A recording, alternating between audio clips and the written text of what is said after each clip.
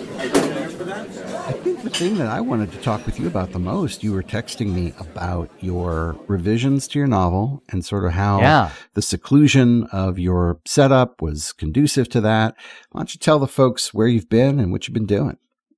Man, I've had a really great 2-3 weeks. It's been so fantastic. The first thing that I did before I get to the novel, I was part of Theater Camp for Writers. This is an organization I met through the folks that I've met at Hodgepodge Literary Magazine that I met through Smokelong, the Smokelong workshop. And so, we've talked a lot about building communities, and this is just proof positive that it is, it's something that works. If you are a shy wallflower like I can be, which seems strange. People are like, you're an actor. How can you be someone that doesn't like to be in the spotlight? Right. Because people came to see me. That was my job. They paid to come see me on stage. I don't want to perform for you on, outside in the courtyard. You know what I mean? So, being nervous about building a community, being nervous about getting into Smokelong and commenting on other people's things led to this Theater Camp for Writers, which was just great. And I really wanted to focus on one specific element of it, which was each person that went into the theater camp was asked to send the camp 2 different pieces of work that they were, getting through. Up to 1,000 words. So I sent 2 pieces in, and what happens throughout this theater camp for writers is every day there are different groups that get put together. So let's say they're doing one of my pieces. There are 3 to 4, however many people they need. We act out all of the pieces. So regardless if it is prose like I was doing, someone brought along a few scenes from a graphic novel they were working on. Someone was working on just a regular novel, just a lot of different formats and genres. And it was really wonderful because you're in a room with a bunch of other people that you really don't know. I didn't know anybody. And by the end of 45 minutes, the collaboration that you have on a piece was just, you just can't plan it. And it was just so wonderful because every time I was in one of these groups, number one, it was great to hear folks talk about the ideas that I had put forth in my story, but then also to see folks acting out the story. So how does the dialogue ring? Is this character making a choice that the character would actually make, or are you forcing it? It was a really, really wonderful experience. I met a lot of really, really wonderful people. And if you get the opportunity to do it, it's wonderful. It's in Northeast Pennsylvania. And again, it's called Theater Camp for Writers. Go check it out. It was a really great time. And I'm hoping that I can make it next year. It was just great. Because, again, one of those things is if you meet someone and all of a sudden you're asked to give like comments like, well, what did we think about this piece?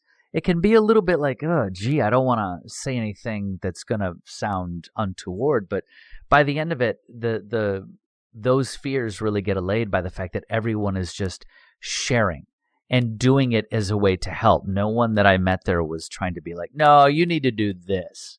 You know what I mean? It was open where some folks would say things like, well, I didn't connect with this piece. I wasn't sure. I didn't get it. What were you trying to convey? And so as a writer, it was very helpful to work out problems that I had with the 2 pieces I shared by having a group of like 4 or 5 people just kind of like, 1, act it out, and then 2, just talk about it. And of course, because where this Theater Camp for Writers is, it's at Boyd Mills. Do you know Boyd Mills, Art? No. They are the new, they are in charge of Highlights magazine. Remember that? Oh, Boyd Mills. No. Yeah. No, I don't remember. No. Boyd Mills, not Boyd Mills. It's Boyd Mills. No, Leviosa. But it was a really, really great experience, and I'm very, very happy I went. And I got a couple new pieces out of it, which was really spectacular. And so it was very, very nice. And then I was offered to stay in New Hampshire from a friend. They have a house in one of my favorite states that I have never been to, mainly because, if you know, you know, I'm a huge Scissor Fight fan, which is one of my favorite bands. But I was offered a place to stay for a week, and the idea behind it was that I was going to revise my Mal Noir novel that we have talked about ad nauseum on this podcast. And I had a great time pretending to be a working writer. It was great. How does one pretend to be a working writer? I told everyone to leave me alone. I looked off into the distance out the window. I made a circle, a pentagram, and I tried to get the muse to visit me. No, actually, I think that the big thing for me, looking at the uphill battle of revising a novel, we've talked about it before here, but it was easy for me to create the world. Now you have to go back and make it so that folks would want to read it, or it's at least cohesive. And so the big fear was for me to reread my novel, find out how much work it took, maybe to the point of being unable to make it work. But I just did it. There was no magic to it. There was no, incantation. I didn't do anything really crazy. I had a good conversation with my partner. We went up to New Hampshire, and I said, this is what I'm going to do. I'm going to spend 9 a.m. to noon every day that we're there, and I am just going to sequester myself away in this house, and I'm going to work on this.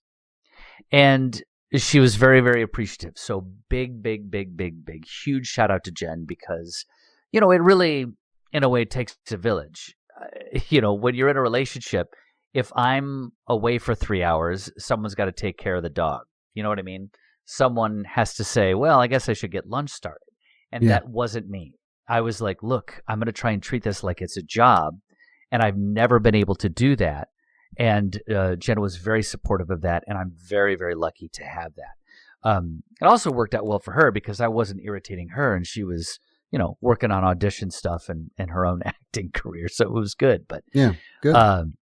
The other revelation that I had was when I had done a long time ago, I wrote my first full-length piece, which was the Record Store novel. And as we've talked about before, again, I finished it. I called you, and the first thing you said to me was, let's talk about revision. And I was like, dude, please, I just finished it. Can't I live in this glory? Right. And so what I did with that first novel was I actually just kind of had the first draft and then rewrote it from page 1, sentence 1, word 1. I just rewrote the whole thing instead of working on the draft that I had. And for this one, that was another big challenge for me. I was like, look, I don't, it's going to be so much work to just start over. And then I was like, wait a minute. Why don't I just copy the first draft and then just work off the first draft? You have these bones there. And yes, things are going to get cut. Things are going to get moved. Things are going to be added. Things might not make sense. I might have to delete 10 whole pages, Yeah. But it made it very, very easy for me to just do this simple task, which I feel like somebody out there is like, well, duh. And it really was a big relief for me to just start with the first draft, make a copy of it, make a digital copy, and just start typing over the old stuff. And it's been great. And so at the end of 1 week, I was at 32 pages revised. And I also let myself off the hook because I said, you know what? It doesn't have to be perfect. I just have to satisfy art. Aw. Well, that's nice.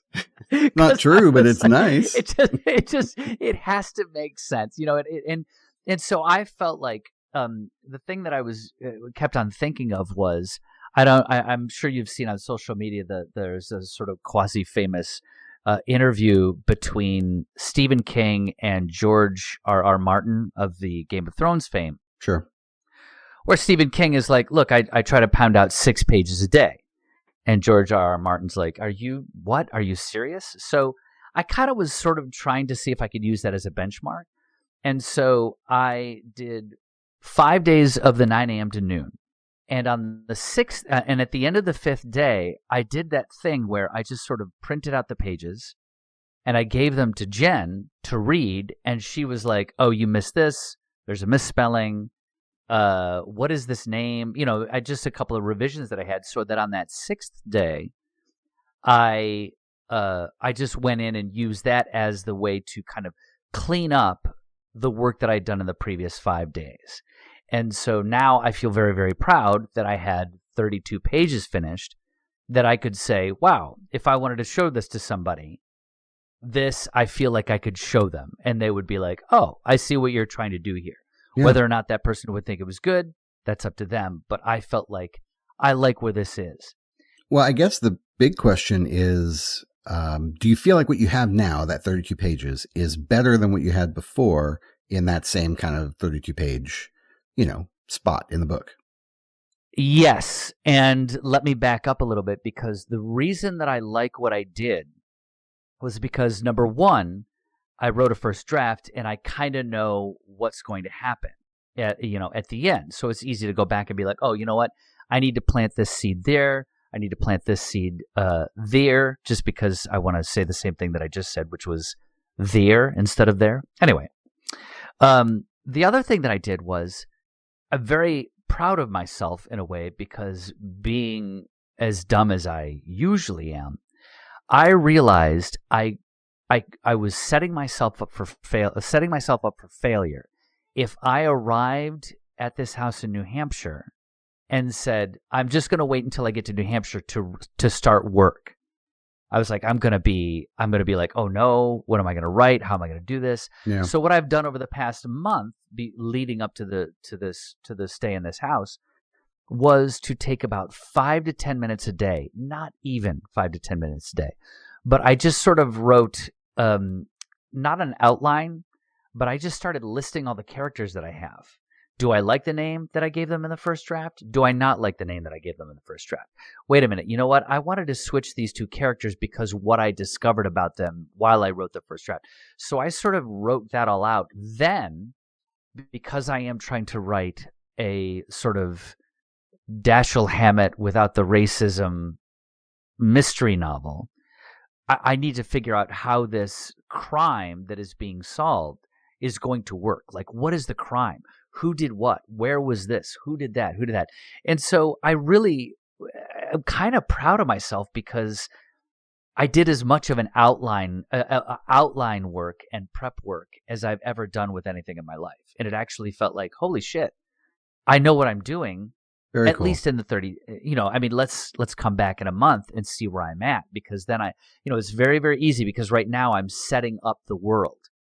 And as we've talked about before, when it comes to first drafts, I love setting up the world. It comes to, tying up the loose ends, to the plot, to the emotional depth. That's where I'm gonna probably start tearing my hair out. But I'm really happy with what's there right now. So yeah, you were in the house, and now that you're not in the house, I guess what I'm really curious about is, do you think the house was the requirement, or do you think you'll be able to kind of sustain this momentum? Now you've got the ball rolling, literally, and are you going to be able to keep it going now that you're not in the house anymore? Well, that is a great question, because I used to be the kind of writer that abstained from writing because the coffee wasn't right. The vibe in the coffee shop wasn't right. My chair was too short. The pen didn't feel right. Like, I gave myself so many excuses not to write that we returned from the house in New Hampshire, from this lovely, lovely place. We came back to New York City last night. And so part of me this morning was like, look, you know what? I did 5 days of work, 1 day revising, those pages, taking those notes that Jen, my partner, had given me on misspellings and little foibles. Maybe I should take a day off. And I was like, I can't do that. Because that's, because then tomorrow something's going to be the excuse. And then tomorrow after that, the day after that is going to be an excuse.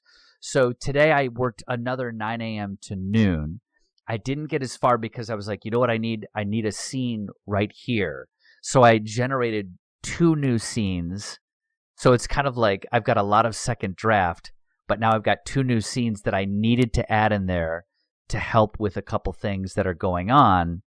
Those are sort of in the first draft stage. So, I did it because I was like, I need to start clocking at this. I can't be like, well, let me just wait now until I get another opportunity to sit for a week somewhere. No. Right. I gotta get through it. So I was very happy with what I did today. Now I do have to admit, I might have had a little too much Mountain Dew late into the night because I'm 52. And so I didn't get a lot of sleep. So somewhere in that 9 a.m. to noon, I might have taken a little nap. Don't want to talk about it too much. But I was at least happy that I was like, no, you have to get into this. And that's the other thing that I'm sort of letting myself off the hook with as well.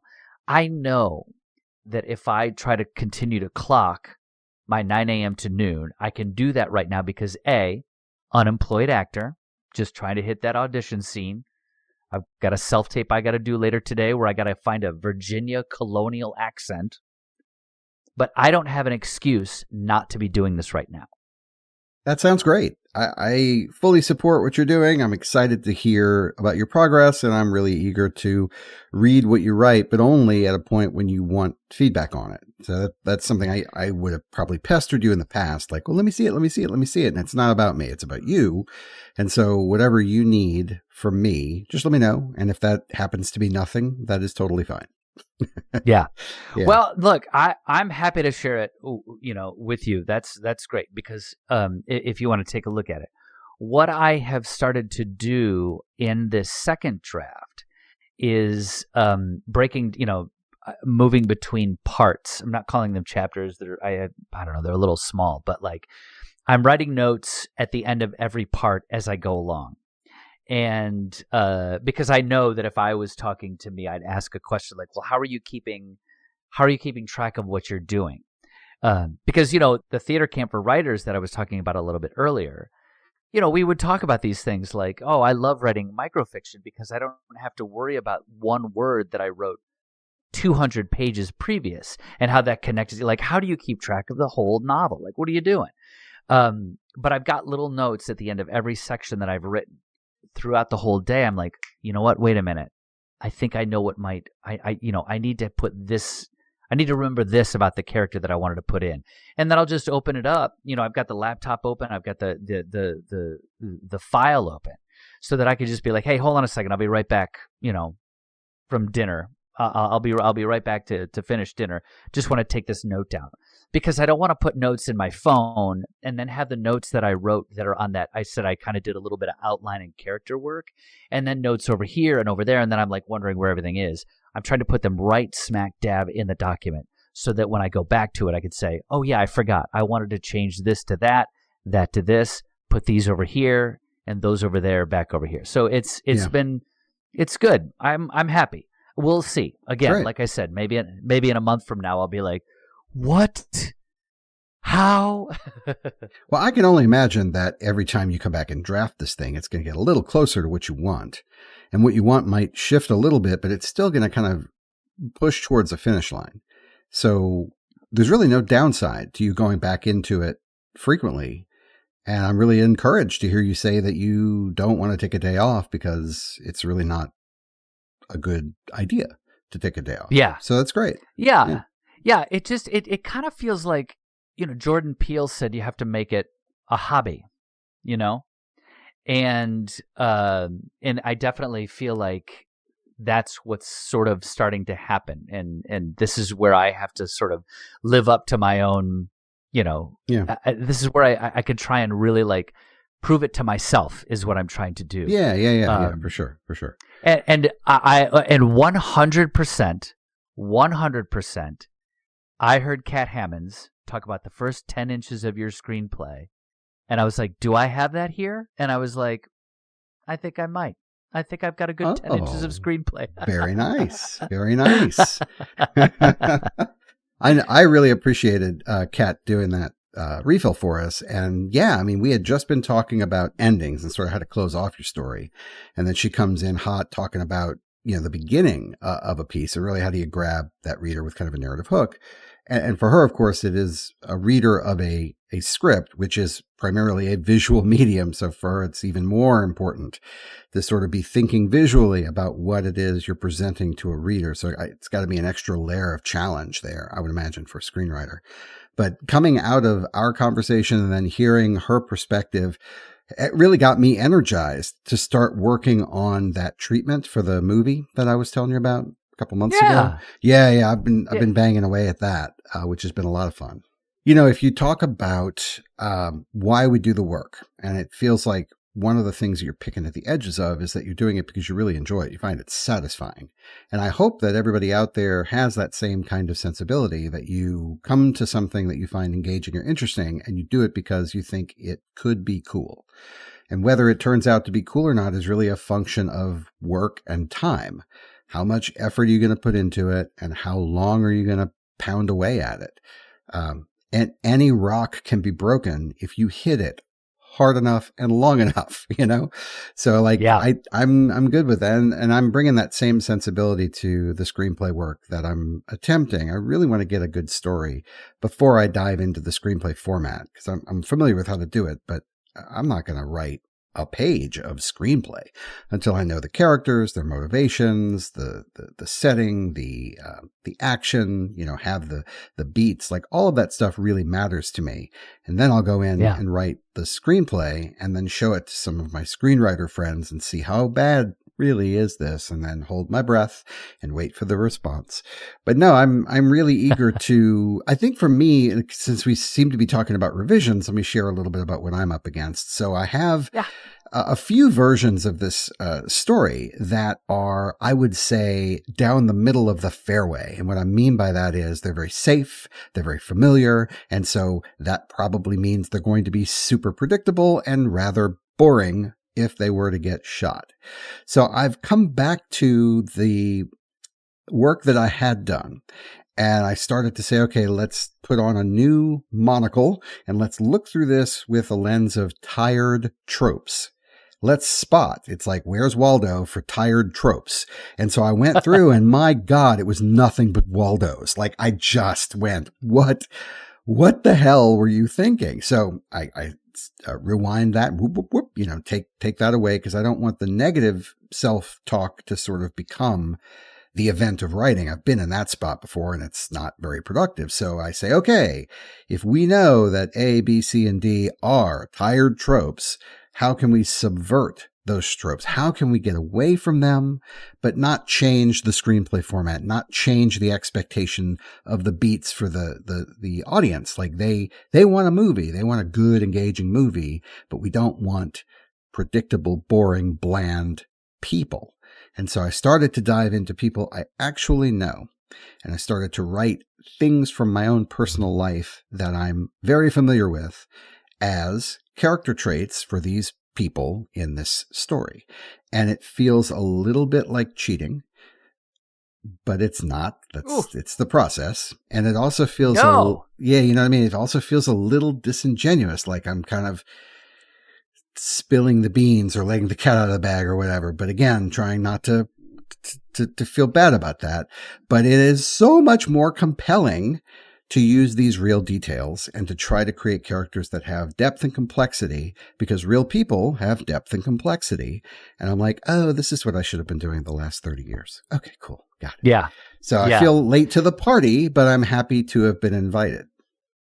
Well, when I was talking about that little sort of the character breakdown and the outline that I was doing for my novel, one of the things that I did, every single character that I've got, I have who's playing them at the end of each character description. And that really helped me kind of get an idea of like, oh, you know what? That's this person, or that would be this person, or that would be that person. And that's kind of doing a little bit of, a broad stroke of someone. Because yes, folks are complex, but part of me was just very much like, it helps me visualize that person more. Yeah. And I'm finding that as I'm going through for that revision, I'm finding like a character that was in the first draft, I'm just like, this person is not really, they're not clear to me. They're simply performing a function of, being in spaces where the plot needs them to be. And I kind of get the idea that I need to do more of that work in Yeah. who in my real life is this person, is this character that I'm trying to write. Once I have that, I think I'm going to be able to fly with them, and then that will help the piece, in totem. Yeah, that makes complete sense, because if you've got kind of a shorthand mental picture, a little school yearbook style picture in your mind of who that person is and kind of what their mannerisms are or what their point of view might be, then you should find it easy to be faithful and consistent throughout a long piece of work, because you're not going to stray from the person who sort of inspired. So you'll kind of always have that clothesline that you can hang their experience and their activity in the story on. And you won't have a character who's wildly inconsistent from the beginning of the book to the end of the book, that kind of thing. Yeah. There's a guy I've always wanted to put in a short story, and his name was Rick. I don't remember his last name. I worked with him.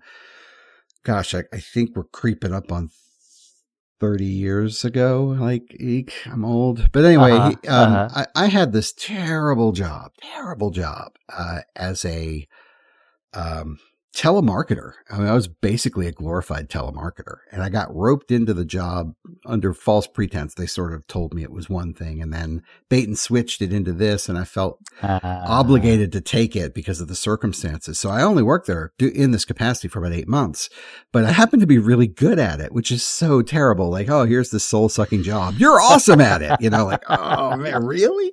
So, but this guy was like the Roy Hobbs of this job. Like, he was a natural, and the smoothness of his voice on the phone was the exact opposite of what he looked like in real life. He looked very sort of nerdy and sort of unfit for public view, but he was just smooth as silk on the phone.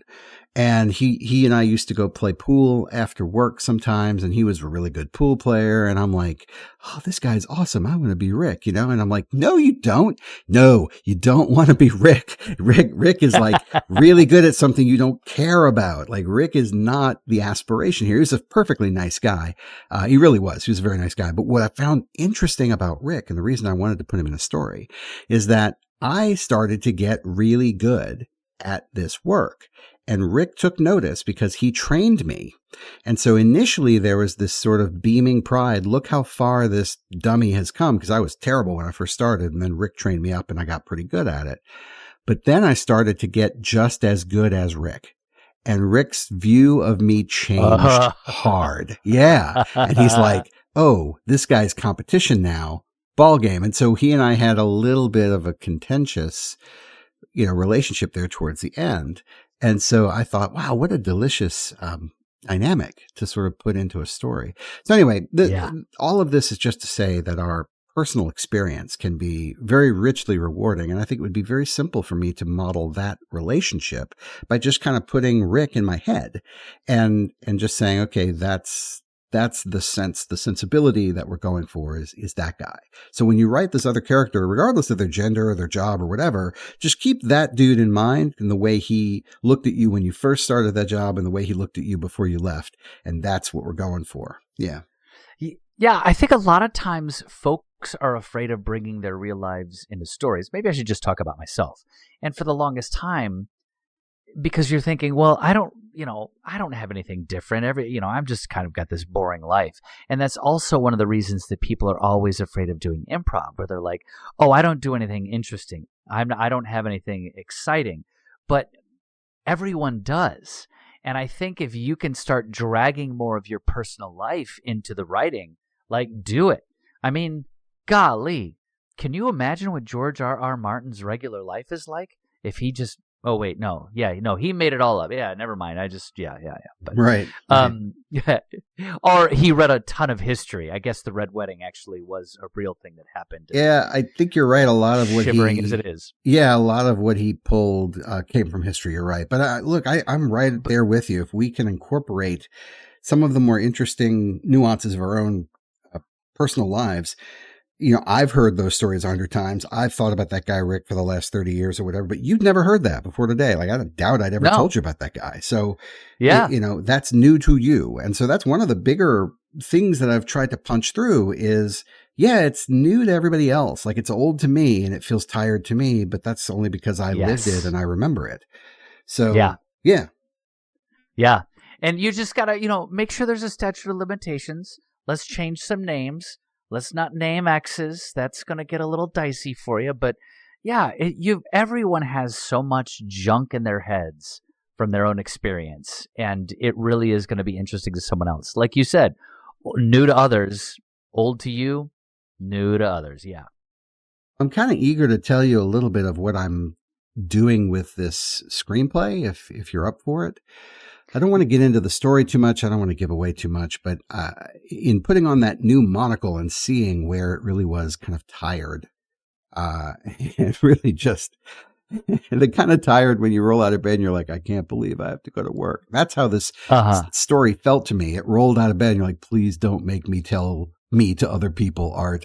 Please don't make me say these things. So I'm like, okay, all right, story, no problem. We'll do it differently. But yeah, I used Google to double check my assumptions. And so I'm like, I wonder if this particular dynamic, because it's a horror film, if you remember. And I'm like, I wonder if there are other horror films that kind of do this. And so I typed in, what I was going for. And I'm like, are there any other? And like 5 of them popped up. Oh yeah, it's in here. It's in here. It's here. And I'm like, God bless America. What? All right, well, maybe that's where I got it from, Yeah. So then I'm like, all right, what am I going to do differently? And it's not like, oh, well, let me find a story that exists and I'll do the opposite. Like, no, that's not what we're talking about. So I like thinking about horror movies. I'm not a huge horror movie fan, but I kind of gravitate towards that because I think it's more visceral than the stuff I normally do. And I kind of want to try it. So I said, okay, what is something that scares you? Like, really, let's just start with the fear. Or let's start with the injustice. Let's start with the problem. And then we'll work out from that. It'll radiate out in concentric circles. And I'm still working on that. I wouldn't presume to say, well, here's the fear. But I know that for me, one of the things that makes me truly terrified is being in a situation where I have zero control. And so I'm exploring that going, all right, well, does that work for this person? And that's been super fun to just sort of think about, where can we punch up the horror? What is it that makes the character desperate for change or desperate to escape or whatever? Because ultimately that's what people are going to want to see. And then that gives rise to, okay, well, now you've got this thing that they're trying to either achieve and they can't, or they're trying to avoid and they can't, right? So let's say it's avoid. They're trying to avoid a certain circumstance. All right, well, where does that come from? Like, why are they trying to avoid that? And now you're starting to ask these prompting questions of yourself to fill in the blanks about your character, because it's got to come from somewhere. And then you can kind of go through your own personal experience and go, okay, has this ever happened to me? Have I ever heard about this happening to other people? What's plausible? In my experience, why do people act this way? Because I've got a character who's sort of scared of this thing and they act a certain way. Why did they do that again? Oh, yeah, right. I remember this other person who told me they were scared of that and they did this way. All right, well, let me think about that person as an object lesson. Why did that person, from my own personal experience, react a certain way when things happen? And so you just have this sort of natural, it's a spiral, but it's a good spiral, where you're asking prompting questions of yourself, you're answering that, and that should create more questions to ask. And that's how you're sort of color by numbers, getting the whole thing fleshed out. And once you have an understanding of, okay, here's the characters, here's what they're doing, here's why they're doing it, here's the main thing that they're trying to either achieve or avoid, and you've got all that spelled out, now you can go back and go, all right, I'm going to assemble all of this into something that is pleasing to a viewer, so that it kind of builds and crescendos the right way, and then we have a nice little denouement, we wrap it up. That's when I'm going to worry about form and technique and dialogue and all that other garbage. But right now I'm very much at the front of this whole process, which is I need plausible people who do interesting things, who try and fail, or try, fail, and then ultimately succeed. And in my certain circumstance, it's because they are either feeling powerless or they have something else going on, but there's something that scares the hell out of them. And they're trying desperately to achieve or avoid the thing that scares them. So it's been a lot of fun to pick at it that way, because I think a lot of times it's easy, especially for writers who are trying to do things quickly or writers who don't have a ton of experience, to go, okay, well, what's the formula? And let me plug in some placeholder people into the formula, and then at least I'll have a story. And then when I go to write the story, I'll kind of put all the cool extras on this spine of a story, and then it'll be awesome. And it's like, dude, that is the backwards way to do this. So I'm very happy to be doing it the way I just described rather than the backwards way. Well, it sounds like you need a week in New Hampshire. I would love that. Please ask your friend. I would be happy to do that.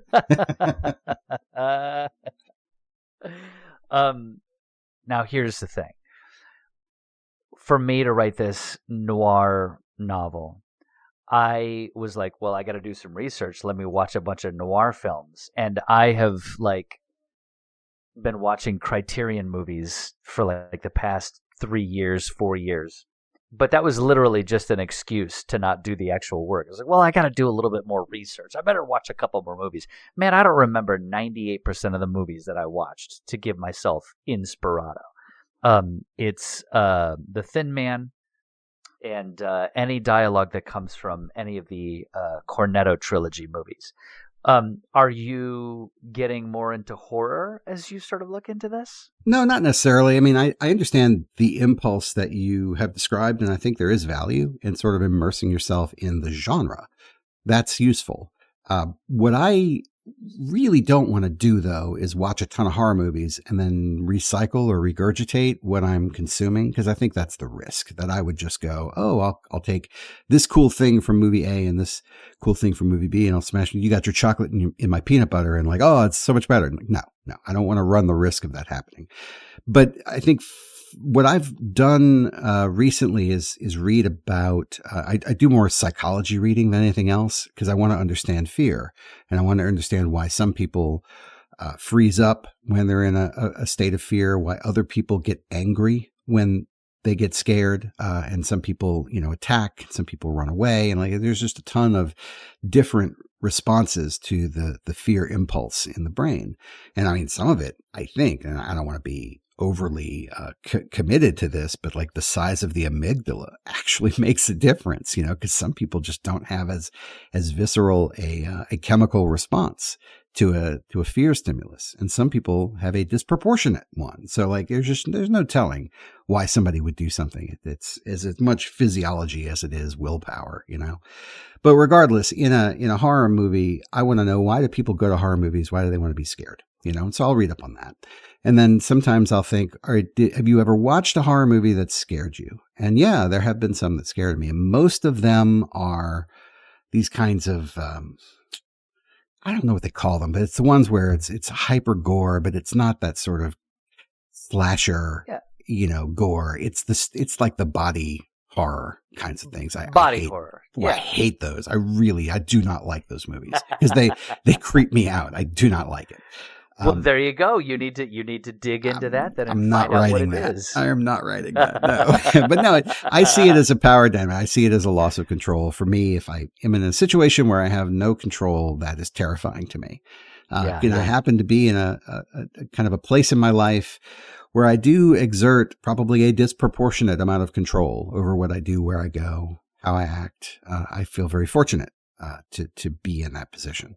So I think it would be really easy for me to imagine other people in a position of I want to say inferiority. That's not what I mean, though. Like not in a superior position from a power dynamic, and then say, okay, what are some of the things that could happen to someone in that position that would be frightening? And I should be able to just write it down. I mean, that's basically what Stephen King does. Stephen King goes, "What would scare the hell out of me? Okay, I'll write a book about it."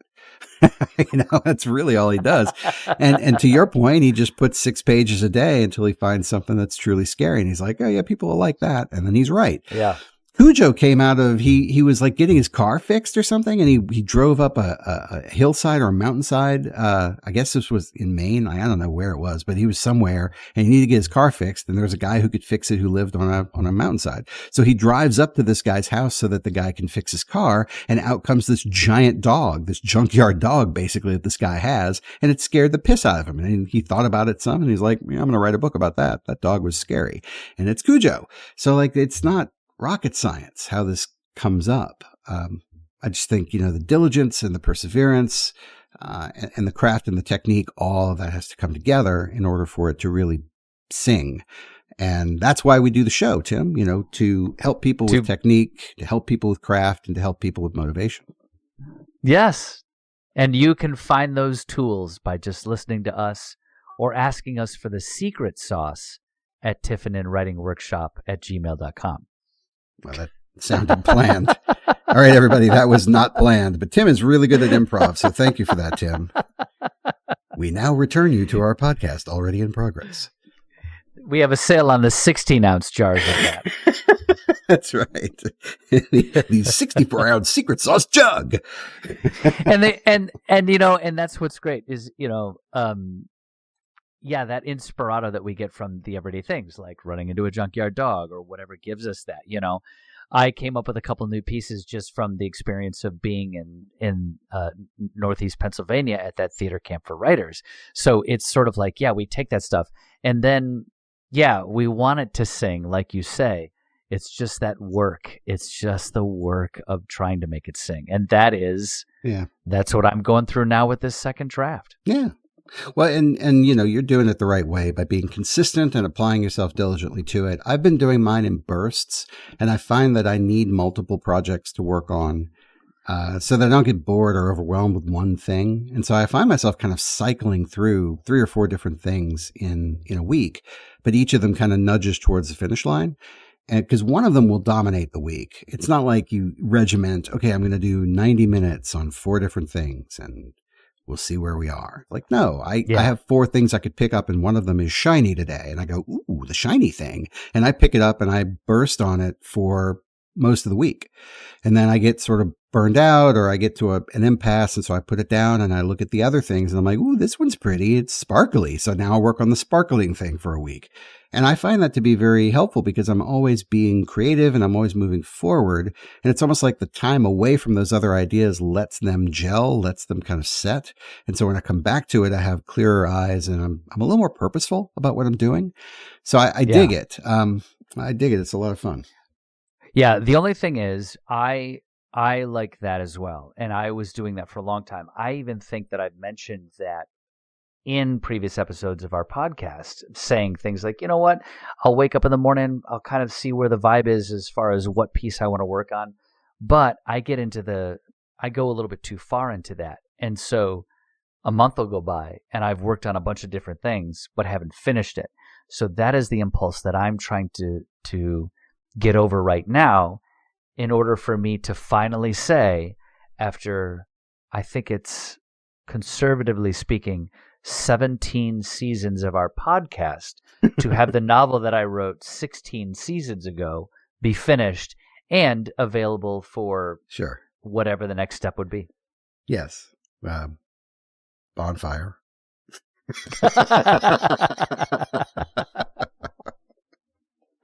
I have 200 pages and I am going to throw them into the fire that's along with the laptop, along with the table that I wrote it on. That's right. Along with all of these stupid Criterion DVDs. Yeah. This will keep me warm at night. I have worked very hard to stay this warm. Yes. No, but the thing about the bursting is, I agree with you completely that if you only do the bursts to kind of keep all the plates spinning and you never quite finish anything, that can be its own sort of death spiral and its own sense of frustration. What I find is that when I'm doing the bursts and I kind of lock into one of the ideas and I work very intensely on that one, it does move much, much faster and much closer to the finish line. So I think if people can adopt that sense of, okay, I've got a bunch of irons in the fire, but this is the one that we're going to hammer out this week. and have a target in mind. Like, what do I want to accomplish? If I am going to sprint on this one this week, at the end of 7 days, what am I going to have? And set that target for yourself. Because I think open-ended work is dangerous, because you can just keep tinkering and exploring and feel like you're making progress, and you're just spinning your wheels. You've got to have a target. So you had set a target of, I don't know if you set a target of 36 pages, but you definitely had a page count in mind, and you gave yourself 5 days to accomplish that and a 6th day to kind of clean it up. So that worked for you, and I think it should be able to work for other people too.